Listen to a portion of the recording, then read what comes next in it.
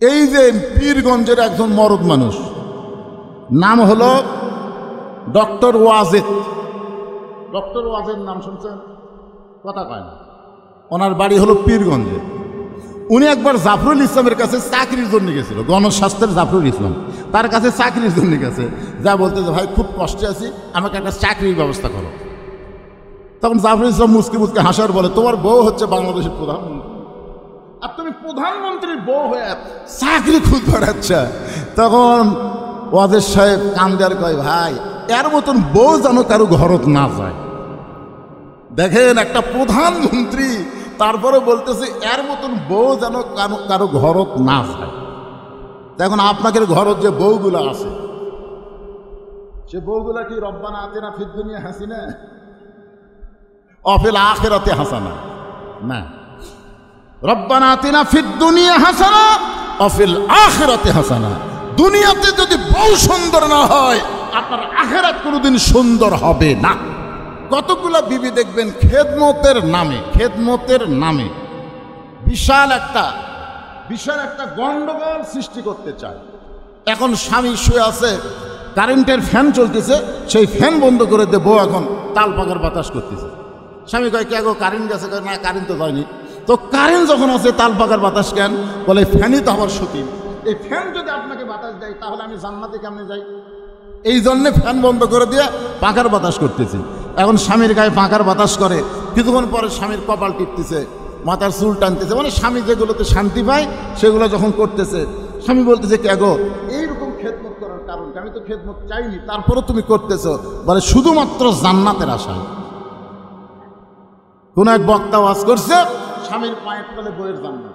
এইটা শোনার পরে মেয়ে মানুষ তো বিশ্বাস করছে আসলে স্বামীর পায়ের তলে বইয়ের জান্নাত না, মায়ের পায়ের তলে সন্তানের জান্নাত। জোরে গান কথা ঠিক কিনা? কোনো মরদ মানুষের পায়ের তলে জান্নাত নাই, জান্নাত আছে নারীর পায়ের তলে, সে নারী যদি মা হয়। সুবহানাল্লাহ বলেন। তাহলে মায়েদের দাম ইসলামে কম না বেশি? বাপের চাইতে কম না বেশি? মেয়েদের দাম ভাইয়ের চাইতে কম না বেশি? বেশি। খালি একটা জায়গা পুরুষ মানুষের চাইতে মেয়েদের দাম একটু কম। আল্লাহ কোরআনে বলেছে, রিজালু কাওয়ামুনা আলান নিসা, পুরুষেরা থাকবে নারীদের উপরে।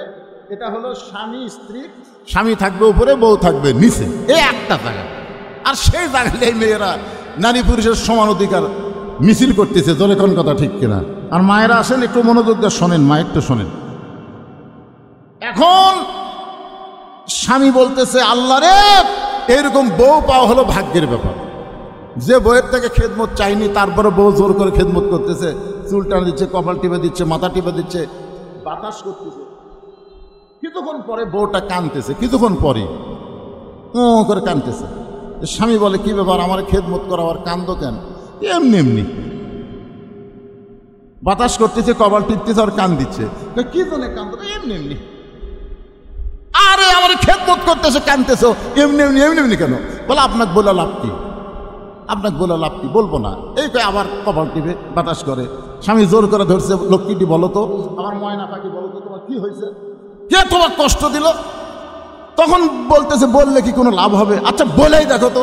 তখন বউ বলতেছে, তুমি যখন শহরে চাকরি করতে যাও, তুমি যখন ব্যবসা করতে যাও, তখন তোমার বুড়া বাপ আর তোমার বুড়ি মা, এই দুইজন আমার কলজাত আগুন লাগা দিচ্ছে। মানে তোমার বুড়া মা এত ফ্যাস করে, তোমার বুড়ি মা এত কুটকুট করে, এই বুড়া বুড়ির অত্যাচারে আমার কলজাত আগুন ধরে গেছে। এই বলতেছে আর বাতাস করতেছে। তুই বলে লাভ কি?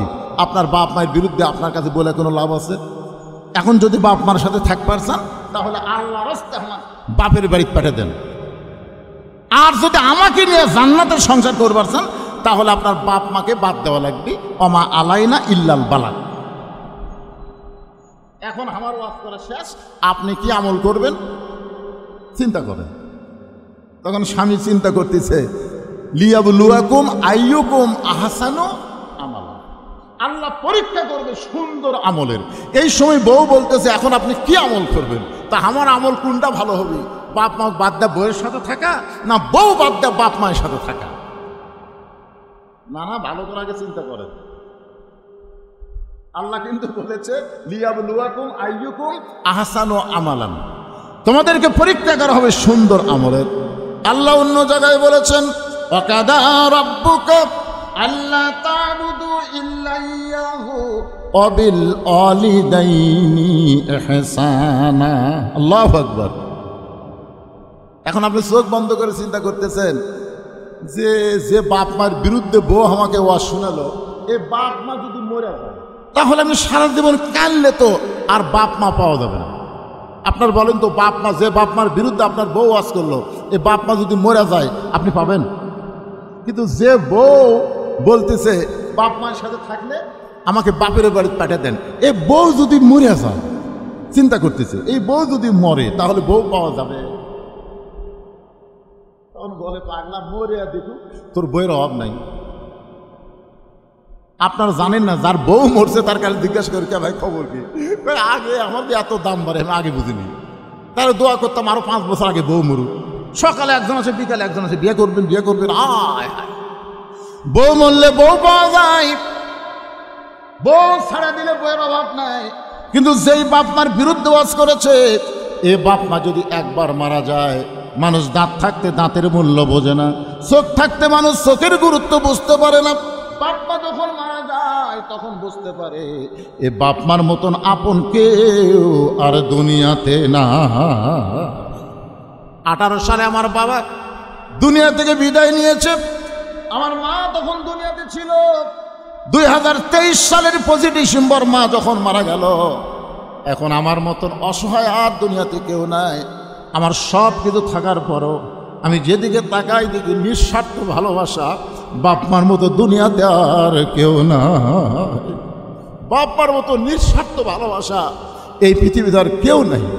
চিন্তা করতেছে বউ মরে গেলে বউ পাওয়া যাবে, কিন্তু বাপমা যদি মারা যায় পাওয়া যাবে না। স্বামী এবার আল্লাহর কোরআনের দিকে খেয়াল করে সুন্দর আমল করার জন্য দাঁড়িয়ে গেছে। দাঁড়িয়ে থেকে বলতে ওঠ ওঠ। বউ বলতেছে এত রাগ করলেন কেন?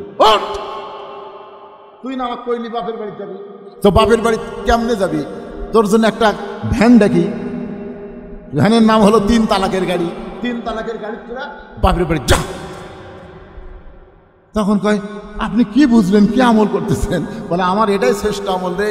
তুই মরে গেলে বউ পা মরে, কিন্তু বাপ মা মরে গেলে বউ বাপ মা তো পাওয়া যাবে না। বউ দৌড়ে এসে স্বামীর পা ধরে বলতেছে আমি আপনাকে একটু পরীক্ষা করলাম গো, আপনি আসলেই ভালো লোক, আপনি ভালো স্বামী। সুবহানাল্লাহ। এরকম মেয়ে সমাজ আছে না নাই? দেখবেন এই রমজান মাসের ঈদের আগ দিয়া আপনি যদি আপনার বোনকে কোনো কিছু দেন, দেখবেন আপনার বউ কিরকম রাগ করে। আপনার অসহায় গরিব ভাইকে যদি আপনি কিছু দেন, দেখবেন আপনার বউ কি রাগ করে। আর ওর ভাইক যদি দেন, ওর বোনক যদি দেন, তখন কবি এত কম দামি দিলেন। এরকম নাই? আছে না নাই? আর কানে কানে গান করার মধ্যে আমার বাপকে এবার কি দিবেন, আমার মাও কি দিবেন, আমার ভাইও কি দিবেন? আরে বাবারে, কোনো সময় কয় না। যদি আপনার বাপ মা জীবিত থাকে, বাপ মানে কিছু দিলে বইয়ের কাছে গল্প করবেন। নিজের বাপ মাকে আপনি মন ফেরা দিবেন। জোরে কোন কথা ঠিক কিনা? কতগুলো মরদ আছে বইয়ের কাছে সার্টিফিকেট নাই, এবার কি দিব? অত অত সার্টিফিকেট লাগবে। আমি মা বোনদের জন্য বলতেছি, মা সবচাইতে খারাপ আমল হচ্ছে এই রমজান মাসে বেপর্দা হয়ে মার্কেট করা। স্বামী মার্কেট করে দিয়ে আপনার পছন্দ হয় না, স্বামী এনে দিবে ওইটাই নেবেন। মেয়েদের কেন যাইতে হবে? আপনি যতই বোরকা পরা জান, এই বোরকা কোনোদিন পর্দা হয় না। যেই জায়গায় মরদ মানুষ ভিড় করে, এ জায়গায় বোরকার পর্দা কাম হবে না। জোরে কর কথা ঠিক কিনা? কোরআনের আইন যখন চালু হবে, মেয়েরা শুধু মেয়েদের এলাকায় থাকবে, পুরুষেরা থাকবে পুরুষের এলাকায়। ওই জায়গার একটা নিয়ম আলাদা হবে। কিন্তু এখন বর্তমান সে পরিবেশ বাংলাদেশে নাই। আর 2 নম্বর হলো ঈদের আগে আপনি যেমন আপনার বাপ মাকে ভালোবাসেন, স্বামীর বাপ মাকেও সেই ভালোবাসা দিবেন। বাংলাদেশে আমি হিসাব করে দেখছি, শতকরা 80 ভাগ ছেলে তার শ্বশুর শাশুড়িকে ভালোবাসে। 80 ভাগ জামাই শ্বশুর শাশুড়িকে ভালোবাসে। দেখবেন ঈদের মধ্যে শ্বশুর শাশুড়ি কিনবেই 80 ভাগ। আর এই 20 ভাগ বউ বাংলাদেশে নাই, শ্বশুর শাশুড়িকে ভালোবাসে। জোরে কোন কথা কন না কেন? তাই মা বোনদের জন্য বলবো, সামনে আসতেছে পবিত্র রমজান ঈদুল ফিতর, মিলেমিশে মহব্বতে রোজা রাখবেন। মায়েরা সেহরি পাক করবেন, পুরুষ মানুষ ঘুম পাড়বেন না। সেহরিতে নিজের বিবিদেরকে একটু সহযোগিতা করবেন। আপনাকে একলাই ডাকবে কেন মুয়াজ্জিন সাহেব? শুধু মা বোনদেরকে ডাকবেন না, বাপ ভাইদেরকেও ডাকবেন। জোরে কোন ঠিক কিনা? আল্লাহ আমাদের সকলকে কবুল করুক। যাটুকু বললাম বক্তা শ্রোতা আমল করার তৌফিক আল্লাহ দান করুক। আমরা সকলে যদি মোনাজাত করতে চান, মোনাজাত করবেন আপনারা, তাহলে সবাইকে একটা সংক্ষিপ্ত মোনাজাত করি। আল্লাহুম্মা আমিন। আল্লাহুম্মা আনতাস সালাম ওয়া মিনকাস সালাম তাবারাকতা ইয়া যাল জালালি ওয়াল ইকরাম। আল্লাহ পবিত্র রমজান মাসের পবিত্র জুমার দিনে আপনার হাজারো বান্দা বান্দীদেরকে নিয়ে তাকওয়া সম্পর্কে, রমজানের রোজার সম্পর্কে আলোচনা করলাম। আল্লাহ মেহেরবানি করে আজকের মাহফিল আমাদের সকলের হিদায়াতের জন্যে, নাজাতের জন্যে, জান্নাতের জন্যে আল্লাহ কবুল করে নাও। আল্লাহ যারা কষ্ট করে মেহনত করে এই পাঠাগারের পক্ষ থেকে যেই কোরআনের বাগান লাগাইছে, আল্লাহ পাঠাগারকে কিয়ামত পর্যন্ত কবুল করো। এই পাঠাগারের মাধ্যমে জনগণের মানব সেবা করার তৌফিক দিয়ে দাও। আল্লাহ পাঠাগারের সম্মানিত সভাপতি, সম্মানিত সহসভাপতি, সেক্রেটারি, কেশিয়ার, আল্লাহ সমস্ত সদস্যকে আল্লাহ তুমি কবুল করো। আজকের এই মাহফিলের সম্মানিত সভাপতিকে আল্লাহ তুমি কবুল করো। আজকের এই মাহফিলের অতিথি বিন্দুদের আল্লাহ কবুল করো। আলেম ওলামাদের কবুল করো। আমার সামনে বসে দুই হাত তুলে এতিমের মতন রমজান মাসে যারা আমিন আমিন করতেছে, আল্লাহ সকলের রোজাকে কবুল করে নাও। রমজান মাসে কোরআন নাজিলের কারণে রমজানের দাম, কোরআন নাজিলের কারণে লাইলাতুল কদরের দাম, আল্লাহ সেই কোরআনের দাম বুঝে আগামীতে কোরআন অনুযায়ী আমাদেরকে চলার তৌফিক দিয়ে দাও। আমার মা বোনদেরকে পর্দার মধ্যে আল্লাহ তুমি কবুল করো। অসুস্থ যারা আছে সুস্থতার নিয়ামত দান করো। আল্লাহ আল্লাহ অনেক হাজির সাহেব, অনেক মুরব্বী সাহেব, অনেক যুবক, অনেক আলেম ওলামা হাত তুলেছে। আল্লাহ যার দুইখানা হাত তোমার ভালো লাগে সেই দুই হাতের উসিলাই সকলের দোয়াকে আল্লাহ তুমি কবুল করো। সুবহান রাব্বিকা রব্বিল ইজ্জাতি আম্মা ইয়াসিফুন ওয়া সালামুন আলাল মুরসালিন ওয়ালহামদুলিল্লাহি রাব্বিল আলামিন বিরহমাতিকা ইয়া আরহামার রাহিমিন। আসসালামু আলাইকুম ওয়া রাহমাতুল্লাহি ওয়া বারাকাতুহু।